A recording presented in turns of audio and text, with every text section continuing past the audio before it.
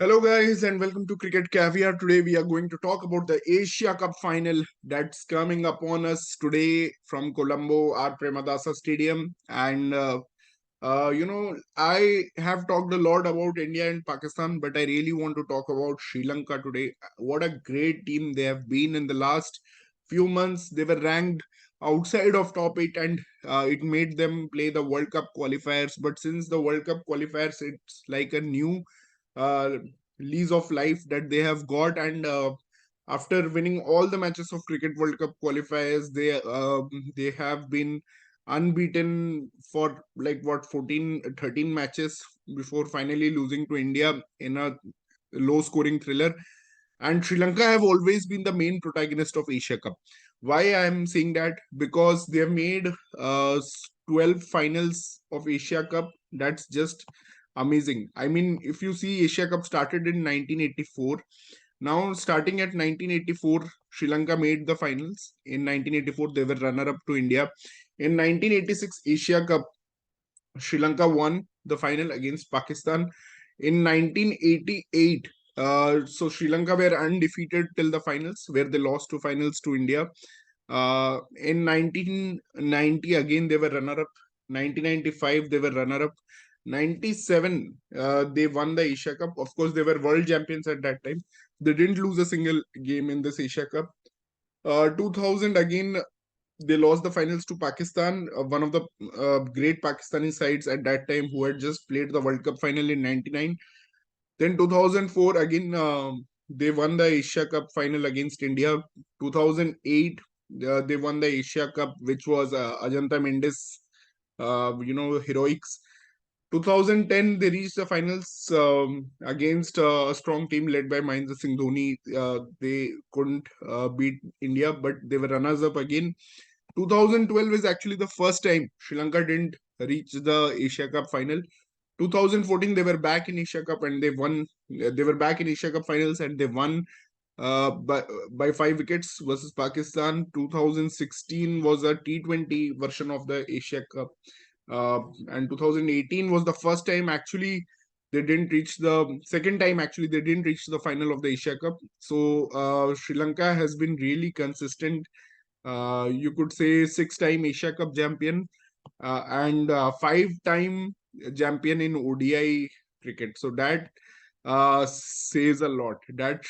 Really says a lot. And how look at the number of finals that they have made. Just 12 Asia Cup finals. That is just amazing. If you see, Asia Cup has been held some 15, 16 times, and out of that, they've made 13 finals. Only time they have not made the final is 2012, 2016, and 2018. These are the three editions where they didn't make the Asia Cup finals.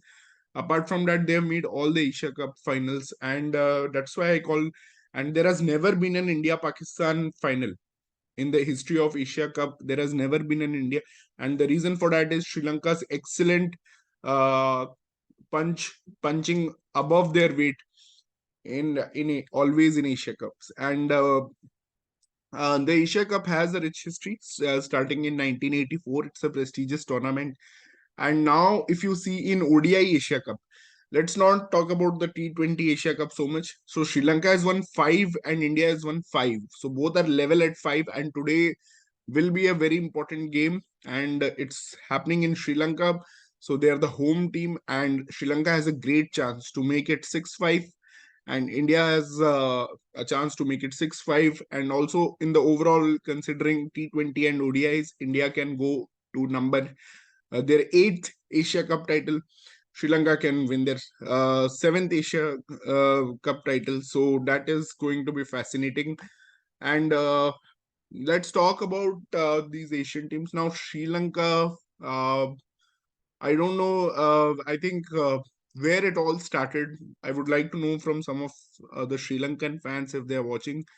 But you know, I can't believe this kind of performance in an Asia Cup without Vanindu Hasaranga, because last 3-4 years, if you see Sri Lankan team, it's like a one-man team. We always believe Vanindu Hasaranga has been carrying them since 2018-19. He's been the one guy who's been winning the matches. Of course, there has been Dashun Shanaka, there has been Charit Asalanka, a lot of players to discuss, but it has mainly been Vanindu Hasranga.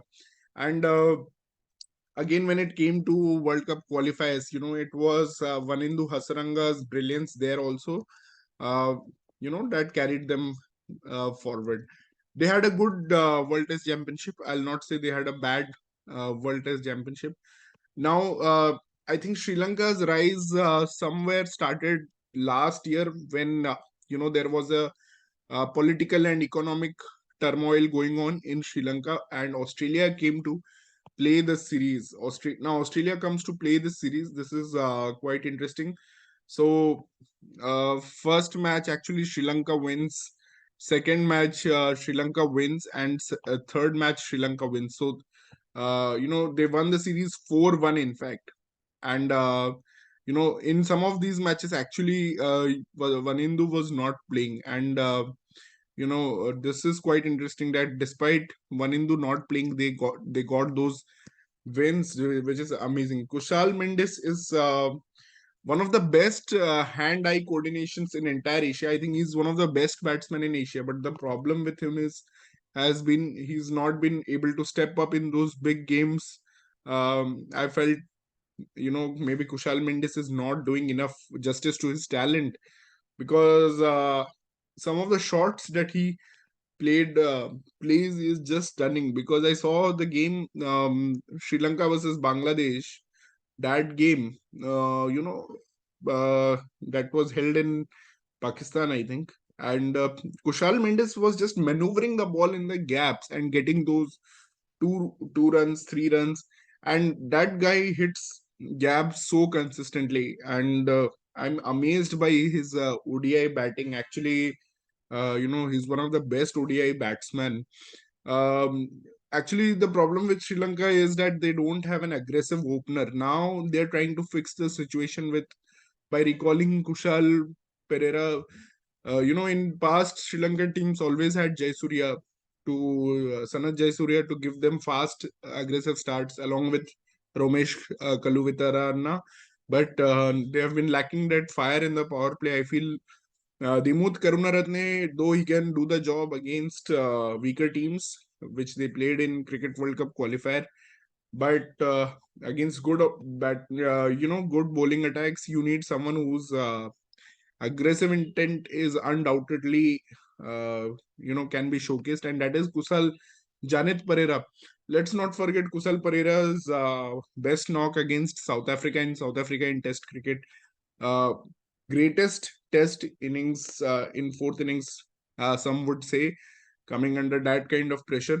But I'll say my favorite player of Sri Lankan team is actually Dhananjay De Silva. This guy is a magician with the bat and the ball. I mean, I can say I have seen countless moments when this guy has pulled Sri Lankan team out of danger. If Kushal Mendes is like Kohli, then I would say Dhananjay De Silva is like Dhoni, who down the middle order can save the team from very precarious situations. Now, Dhananjay De Silva is a floater who can bat at any position, and Sri Lanka has been clever to use him like that. Even in the T20 Asia Cup final, last time when the Pakistani bowlers were roaring and they were on top of Sri Lankan team, Dhananjay coming at number three gave them that impetus in the power play. Actually, otherwise their power play score would have been less than 40 or even less than 30. But they got to a decent power play score of 55 thanks to Dhananjay. After that, Bhanuka Rajapaksa obviously took over and played one of the greatest T20 knocks ever, I guess. But it was Dhananjay always, gives Sri Lanka that saving grace in these kind of situations.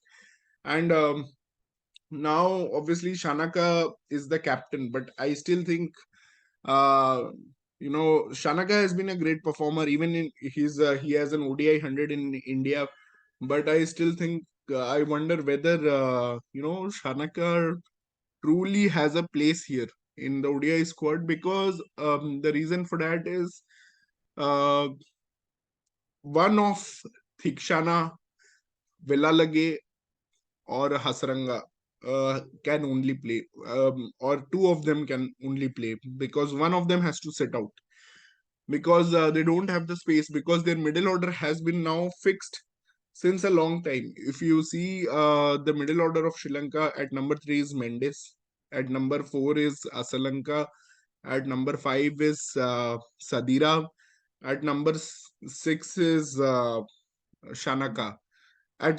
So Dhananjay De Silva and then Shanaka at number 7. So Mendes, Asalanka, Sadira, Dhananjay De Silva, and Shanaka. These five batsmen form 3, 4, 5, 6, and 7. Okay. So now after 7, now your openers are anyway going to be either Kushal Pereira and Pathum Nisanka. I'm guessing Pathum Nisanka will play because he's the anchor. He's getting that role of playing the entire 50 overs. So now, if you see, after 7, now it's up to the 8, 9, 10, and 11. Who will be the 8, 9, 10, and 11? Now, in an ideal scenario, if Dasun Shanaka was an out and out fast bowler like Jack Scalise. Imagine Dasun Shanaka was Jack Scalise. So in that scenario, what would have happened is Villalage at number 8, Hasaranga at number 9, Thikshana at number 10, and one pacer, either Dushmanta Chamira, ideally, if he's fit, or if he's not fit, then you could go for Kasun Rajita, or for me, it would be Dalshan Madhushanka, you know. And even Pramod Madhushan has been good. So it could have been either of them. But now they have this dilemma, like, they obviously want, Shanaka is not an out and out pacer, and he doesn't bowl so often. So now the thing is, who do they want in their? They have to have two paces, right? They need to have two pacers now. Kasun Rajita, I'm guessing, will play because he has played a lot of ODIs, and I'm guessing the second one will be Madhushanka or Chamira, whoever is fit.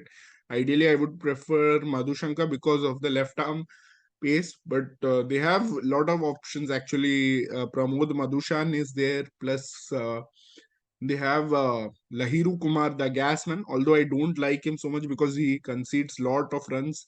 He has the best pace, I think, among all the fast bowlers, but the pace usually results in lot of wickets. And you have so many pacers, but the one guy I really missed is Mrs. Chamika Karunaratne, the guy who takes his bat like this and then hits those big lusty blows. Now, Chamika Karunaratne, if he would have been there, and if he and Shana can actually bowl 10 overs, that will make things really interesting.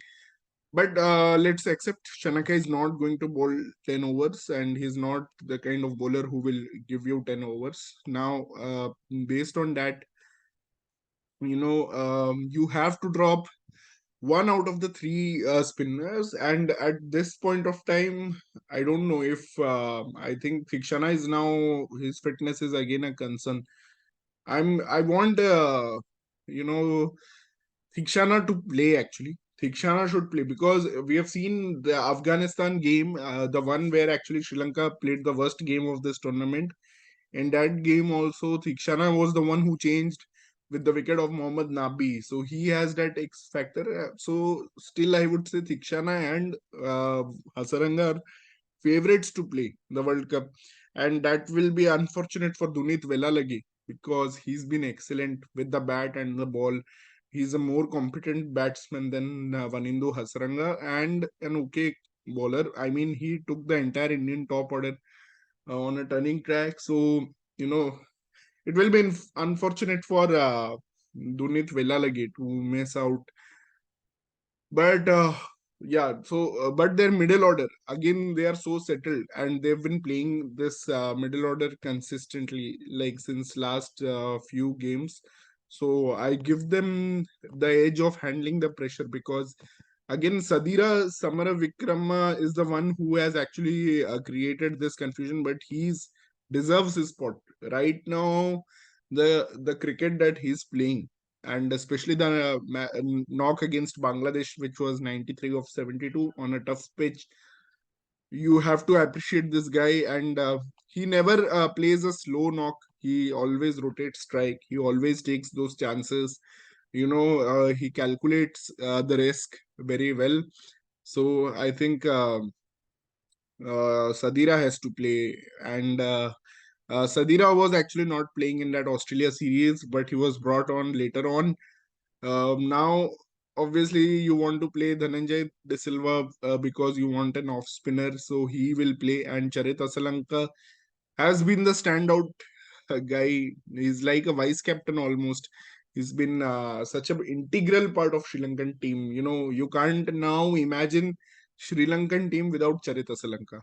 I dare you to drop Charit Asalanka and imagine the Sri Lankan team. You can't imagine.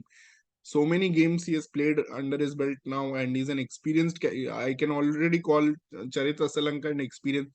Plus his slog sweep, and when Sri Lankan team is in pressure, he has those shots that can release the pressure from the chase or from even in the batting first. He has that beautiful slog sweep. The swing of the slog sweep and the foot position, they are so good. I think only Sean Williams from Zimbabwe has a sweep shot, equal to that. I would say Surya Kumar Yadav has one of the best sweeps, but not lately. And even I would say another good sweeper would be Rishabh Pant. He's also not playing. But if you don't count Rishabh and Surya Kumar Yadav, so the best sweeper right now in the world is Charit Asalanka, and the second best is Sean Williams of Zimbabwe. So these two people play the slog sweep the best, and they're left-handed. I don't know. There is a bit of a difference in left-handed batsman and right-handed batsman, because if you see the videos when a left-handed batsman is batting right-handed, you will observe in your mind that uh, you know right-handed batsman cannot bat like that. So it's something different that left-handed. I think the slog sweep is easier for a left-handed batsman. They play it very differently. So Charit Asalanka is there. That's the bottom line. And you have Dhananjay De Silva, you have Sadira, who has been performing so well. And that's the reason they are so successful. The island nation with not much of a population, they are a superb cricket team. Something that developed from a strong school and university cricket in Sri Lanka, and they are always a powerhouse of Asian cricket. And let me tell you guys, Sri Lanka played their first Test match in 1982, and since 1982, if you see, Bangladesh has made their Test debut in 2000, year 2000, and even Afghanistan played their Test debut in 2015, and Ireland has played 2015. But the exponential rise of Sri Lanka, that has we have never seen that in Afghanistan. Even though Afghanistan became a very good team in such a short time, and Bangladesh became a good team now, I think after a long time of their existence. But you have to appreciate Sri Lanka, like their rise, playing a first test match in 1982 to actually dominating the world cricket within 14 years. 96 they became world champions, and Asia Cup they won in obviously 87, 88. They won within 6 years of actually being a test nation. So from there you can see what it means. Now let me show you the Asia Cup record actually. So why don't we just see that? So you can see the first Asia Cup, United Arab Emirates played in between India, Pakistan, Sri Lanka, India, Sri Lanka. There was no final actually. There is no final actually in the first Asia Cup, and second Asia Cup itself, Sri Lanka is winning in Colombo versus Pakistan. Then third time in Bangladesh they came runner up. Then in India they came runner up. In Sharjah they again came runner up. Again when it came to Colombo, they are world champs. They became Asia Cup champions. Then they lost to Pakistan in Bangladesh. Uh, Again in Colombo, they are the winners in 2004. In Pakistan, they are the winners in 2008. In 2010, at their home, they are runners up. This will be the one Asia Cup I think they will be the most disappointed with. And 2012, they didn't make the final. Our team was going through some transition phase here, 2012, 14. But 14, they again won the final. And 2016, you see, these are T20 Asia Cups. It's okay. So 2018 was a disappointing tournament for them. They even lost to Bangladesh, Afghanistan, and 2022 they won the T20 Asia Cup final. This was in Dubai, and now again it's India versus Sri Lanka, uh, and Sri Lanka being the co-host of this tournament. You cannot count them out. There is a reserve day, so we are probably going to get a match. I don't know if it's going to be a full match or not, but the weather till now, like we have got all the full matches, and luckily, despite all the rain and everything, we have been able. There is no washout in the super over, so that is one good thing. Hats off to this management of Sri Lanka and all the crowd that comes into support. Even in the late nights of Colombo, they come and support this team in the Premadasa Stadium. And despite all the rain and the groundsmen are so good, you have to appreciate Sri Lankan cricket. From deep down, I have a lot of respect for Sri Lankan cricket. What they are doing in the island nation is just fantastic. Now let's talk about Pakistan and Bangladesh a bit. Of course, Pakistan has have never been a very strong team in the Asia Cup. They are a different team in ICC World Cup. I am quite sure Pakistan will be a different team. But Pakistan का मैं ये बोलना चाहता हूँ if Pakistan fans are listening so I will say that Babar वो बिल्कुल सही है कि उसने जैसे ड्रेसिंग रूम को बैश किया उस दिन और शाहीन को मतलब जैसा बोलना पड़ा तो आई थिंक बाबर बिल्कुल भी गलत नहीं है क्योंकि एक बहुत ज्यादा डिसअपॉइंटिंग एशिया कप था पाकिस्तान के लिए स्पिनर्स तो टोटली इनइफेक्टिव थे मतलब and you can't afford to be losing these games in multination tournament अगर आप ऐसा स्टार्ट्स ले रहे हो आपके बैट्समैन ऐसा स्टार्ट्स ले रहे हैं कि मतलब आप लेस देन 4 पर ओवर भी खेल रहे हो तो आप इंडिया में सक्सेसफुल होना डिफिकल्ट है और आप सबसे बड़ी चीज तो अब ये है पाकिस्तान की कि एक तो ना उन्होंने मैचेस जीते ना उनके अब बॉलर्स फिट है मतलब कि Naseem Shah is already in doubt for the world cup I don't know how many games he will miss and Haris Rauf again got injured मतलब उनका भी वही प्रॉब्लम है जो थोड़ा बहुत इंडिया का है कि 50 ओवर्स का cricket is different from 20 overs का क्रिकेट 50 ओवर्स का क्रिकेट खेलना थोड़ा मुश्किल हो जाता है 10 ओवर बॉलिंग करना है आपको तो वो चीज नहीं था मतलब पाकिस्तान के पास मुझे थोड़ा लैकिंग लगा और बाबर आजम ने सही बोला and he has to be hard on himself also because being the linchpin of this batting lineup, Babar Azam needed to contribute in those games versus Sri Lanka, India and Sri Lanka, where he didn't contribute at all. Rizwan ने अभी तो doubts को dispel कर दिया है कि वो बोल रहा है मैं बहुत अच्छा नंबर 4 प्लेयर हूँ but I still have my doubts because उसका स्ट्राइक रोटेशन बहुत ज्यादा लो है एंड मुझे पाकिस्तान का एक चीज वही लगता है कि जब शोएब मलिक और मोहम्मद हफीज के रिप्लेसमेंट्स आपके पास थे नहीं आपका मिडिल ऑर्डर इतना हॉलो है जो आप स्पिन बॉलिंग ऑलराउंडर्स के साथ बनाए हुए हो जैसे सलमान अली आगा इफ्तिखार नवाज ये लोग प्रॉपर प्लेयर्स नहीं है बैट्समैन नहीं है मतलब इफ्तिकार इज ओके इफ्तिकार फिर भी बहुत अच्छा एसेट है टीम के लिए बट आपने ऐसा एक मिडिल ऑर्डर बनाया है जो समहाउ वो बैटिंग क्वालिटी लाइक लैक करती है तो ये था मेरा view on Pakistan now Bangladesh will be stronger once Tamim Iqbal comes लेकिन they have found a very good pacer in Tanzim now they should back Tanzim to play along Shoriful and play along uh, Tashkin Ahmed. So that is the first task. Uh, Bangladesh also have a very good left arm pacer in Shoriful, so that is one blessing there. But and they have a very good spin attack. I mean, their wrist spin, जो wrist spin नहीं है उनके पास, but their finger spinners have lot of control. मतलब कि ये तो मानना पड़ेगा कि उस दिन डेथ बॉलिंग में भी जैसे महीदी हसन ने, the way Mahedi Hassan has bowled in the death overs, they actually have a lot of control. And they can be a good side when the pitches become tricky. I was honestly not rating them so high, but after seeing the performance, I think if they get pitches like Lucknow, Chennai, Kolkata, those kind of pitches where there is little help for the spinners, they may actually become a dangerous team in the World Cup.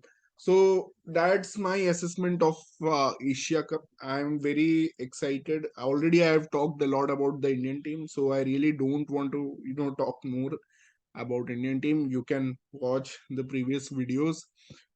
This is all about Bangladesh, Sri Lanka, and Pakistan. I just wanted to share my views upon that, and let me know, fans watching from Pakistan, Sri Lanka, Bangladesh, what do you think? What do you think about your teams? What needs to change? And especially Sri Lankan fans, I would like to know from you which one will sit out of Thikshana, Velalage, and you know. And actually, I totally forgot about Matisha Pathirana, who is such a good talent. I mean, he also needs to play, right? So I don't know how Madhushanka or Pathirana, someone will have to play. So who will sit out of Velalage, who or Thikshana, or obviously Hasranga will not sit out. So it's between Thikshana and Velalage, and whether Dashun Shanaka doesn't deserve a spot in this playing 11, that's also a question mark. And if someone has to be dropped from the middle order to make space for these players, so let me know in the comments. Thank you guys, and that's the end of another edition of Cricket Caviar.